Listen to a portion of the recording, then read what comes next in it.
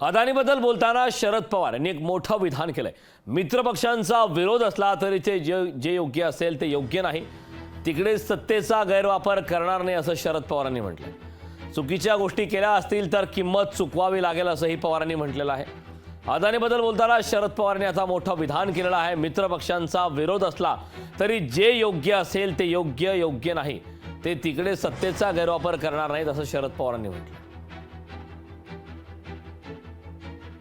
समजा उद्या देशांमध्ये इंडियाचं सरकार आलं असताना काही उद्योगपतींना त्रास, त्यामध्ये म्हणजे अदानीचं एक प्रमुख नाव या ठिकाणी होतं आणि राहुल गांधी आणि उद्धव ठाकरे हे फार मोठ्या प्रमाणात त्यांचा विरोध करतात, तुम्ही त्यांचे समर्थक आहात।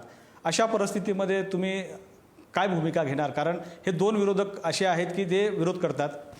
योग्य असेल तिथं योग्य योग्य असेल तिथं सत्तेचा गैरवापर करणार आणि कोणी चुकीच्या गोष्टी केल्या असतील तर त्याची किंमत द्यावी। लोकशाही मराठी ऐका, पहा, जागरूक रहा।